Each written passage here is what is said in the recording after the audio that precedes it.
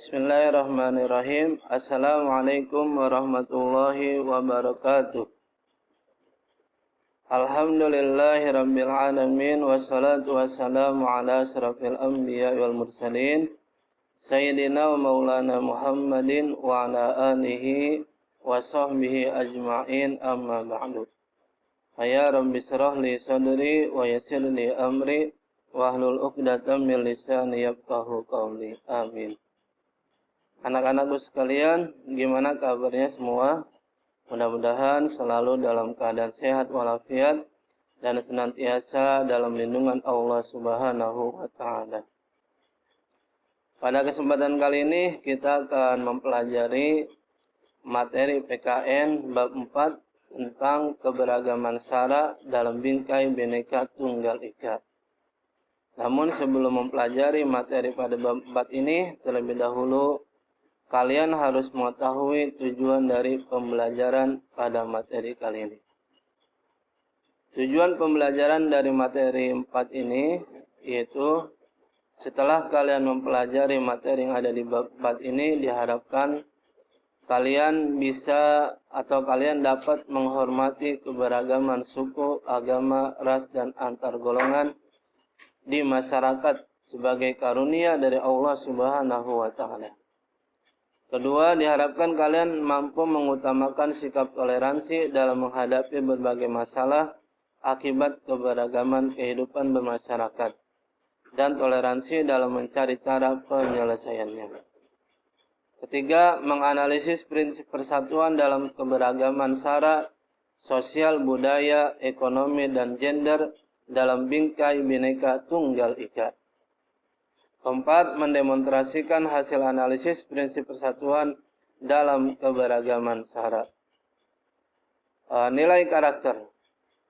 Setelah mempelajari bab 4 ini, diharapkan akan muncul beberapa nilai karakter di dalam diri kalian, yaitu diantaranya nilai religius, tanggung jawab, toleran, jujur, disiplin, peduli, gotong royong, santun, dan percaya diri. Baiklah, kita langsung memasuki materi pada bab 4 ini. Yang pertama, tentang faktor penyebab keberagaman masyarakat Indonesia. Ya, sebagaimana kalian ketahui bahwasanya di Indonesia ini terdiri dari berbagai macam suku, agama, ras, dan golongan. Ya. Nah, kenapa di Indonesia bisa terjadi berbagai macam-macam suku, bangsa, dan agama? Ya, di sini bisa dilihat dari 5 faktor. Ya. Yang pertama, dari letak strategis Indonesia. Yang kedua, dari keadaan geografis alamnya. Ketiga, dari perbedaan kondisi iklimnya. Keempat, dari sikap terbuka masyarakat Indonesia. Dan kelima, keadaan transportasi dan komunikasi. Yang pertama, dari letak strategis Indonesia.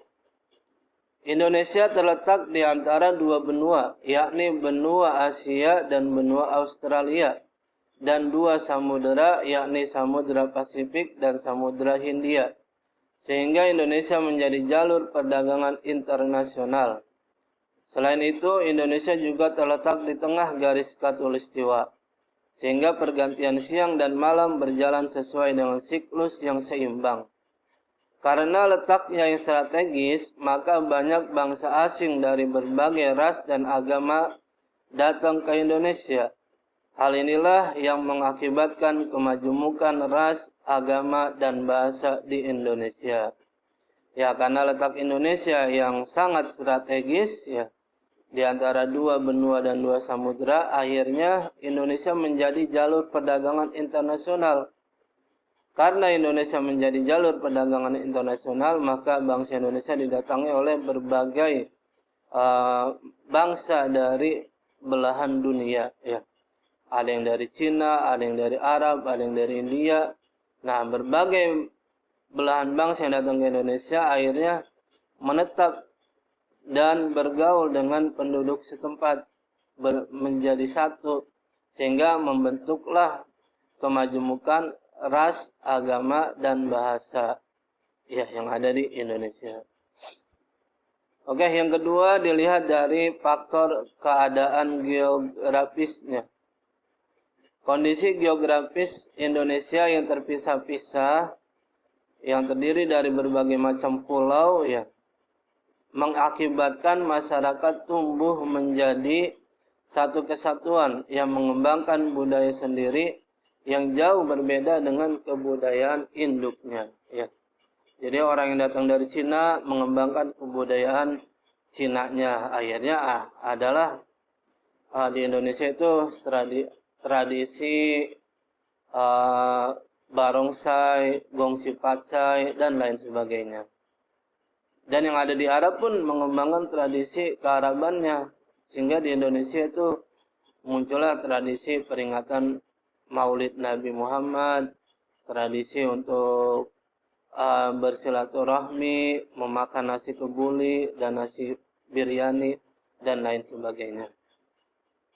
Nah, kondisi geografis Indonesia yang terdiri atas beribu-ribu pulau mengakibatkan perbedaan suku, bangsa, bahasa, budaya, serta peranan laki-laki dan perempuan. Ya. Jadi, sebagaimana kalian ketahui bahwasanya Indonesia itu terdiri dari 17.504 pulau, ya, dan terdiri dari 34 provinsi. Tentunya pulau-pulau yang ada di Indonesia ini bukan hanya didiami oleh penduduk asli setempat, tapi sudah banyak yang didiami oleh penduduk yang datang dari luar negeri, ya, sehingga mereka membawa suku bangsanya, bahasanya, dan budayanya. Nah, yang mengakibatkan perbedaan peranan laki-laki dan perempuan. Kalau di Betawi, mungkin ketika ada acara pernikahan, itu yang melamar adalah laki-laki. Tapi kalau di Padang, itu yang melamar adalah perempuan. Bahkan konon katanya yang memberikan mahar itu adalah perempuan, gitu ya. Nah, yang ketiga, perbedaan kondisi iklim. Kondisi iklim yang berbeda-beda mengakibatkan keberagaman kondisi alam tiap daerah. Contoh, orang yang tinggal di daerah dengan curah hujan yang tinggi akan bekerja sebagai petani dengan membuka lahan pertanian sawah. Sedangkan masyarakat yang tinggal di daerah yang panas akan bekerja sebagai pengusaha, pedagang, atau karyawan. Ya, jadi kondisi iklim ini menentukan perbedaan karakteristik penduduk tiap-tiap daerah. Ya. Yang tinggal di daerah yang curah hujannya tinggi, maka mereka akan bekerja sebagai petani, peternak, dan bahkan menjadi nelayan. Ya. Tapi yang tinggal di daerah-daerah perkotaan, yang curah hujannya rendah dan musim kemaraunya pun panjang gitu, maka mereka bekerja sebagai pengusaha, pedagang, ataupun karyawan. Ya, tergantung kondisi iklim atau cuaca yang ada di daerah tersebut. Sikap terbuka masyarakat Indonesia. Ya, faktor yang keempat karena sikap terbukanya masyarakat Indonesia. Keragaman masyarakat Indonesia juga dipengaruhi oleh sikap masyarakat Indonesia yang terbuka terhadap unsur-unsur budaya asing yang datang dari luar yang diterima oleh masyarakat. Pelan-pelan melebur menjadi budaya baru tanpa menghilangkan budaya asli atau akulturasi. Atau bahkan membentuk kebudayaan baru yang berbeda dengan kebudayaan asli. Nah, ini disebut asimilasi, ya. Hal ini mengakibatkan perbedaan masyarakat Indonesia, ada yang mudah menerima budaya asing dan ada juga yang tetap bertahan dengan budayanya sendiri, ya. Nah, biasanya yang mudah menerima budaya asing itu masyarakat yang tinggal di perkotaan-perkotaan, karena mereka sudah mau menerima dunia luar dan mau berinteraksi dengan orang-orang yang dari luar. Tapi mungkin bagi suku-suku yang ada di pedalaman hutan atau suku-suku yang ada di gunung-gunung, mereka masih mempertahankan budayanya sendiri dan masih tertutup untuk menerima budaya dari luar. Ya, hal ini adalah merupakan prinsip hidup tiap-tiap orang. Ya, selama budaya itu baik dan tidak mengganggu kelestarian budaya bangsa sendiri, maka boleh kita terima. Ya, tapi kalau budaya tersebut merusak budaya yang ada di Indonesia, maka sebaiknya kita tolak. Ya. Apalagi budaya yang bertentangan dengan nilai-nilai luhur bangsa Indonesia, maka wajib untuk kita tolak dan tidak boleh kita ikuti. Ya, kita harus mempertahankan budaya Indonesia, budaya yang ketimuran, yang mengedepankan sopan santun dan nilai-nilai agama. Ya, seperti budaya timur yang berpakaian rapi, sopan, tidak membuka aurat, dan lebih mengutamakan kesopanannya, ya, sopan santunnya.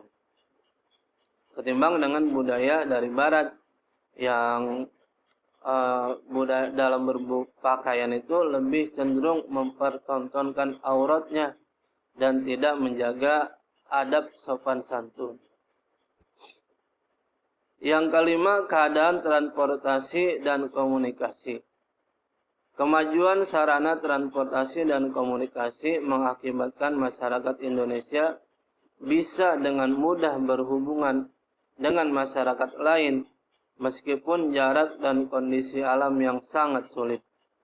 Sebaliknya, sarana yang terbatas juga menjadi penyebab keberagaman masyarakat Indonesia menjadi masyarakat yang tertutup dan kurang berkembang taraf kehidupannya. Ya, jadi semakin maju zaman, maka semakin maju pula alat transportasi dan komunikasi. Mungkin dahulu orang ketika bepergian ke Mekah itu bisa sampai 4 bulan, 5 bulan. Tapi sekarang dengan menggunakan pesawat terbang, pergi ke Mekah 4 jam pun sudah bisa sampai. Nah, ini juga yang mengakibatkan perbedaan taraf hidup masyarakat yang ada di Indonesia. Oke, baiklah anak-anakku sekalian. Ya, sampai di sini saja pelajaran kita pada kesempatan kali ini, ya, karena waktunya sudah mau habis. Jangan lupa bagi kalian untuk menuliskan komentar di kolom komentar kelas kalian. Jangan lupa pula untuk like and subscribe, ya, karena makin banyak kalian komentar maka makin banyak pula poin yang akan kalian dapatkan. Ya, akhirnya Mister cukupkan sampai di sini. Ya, kurang lebihnya Mister mohon maaf. Terima kasih atas segala perhatian. Billahi taufik wal hidayah. Wassalamualaikum warahmatullahi wabarakatuh.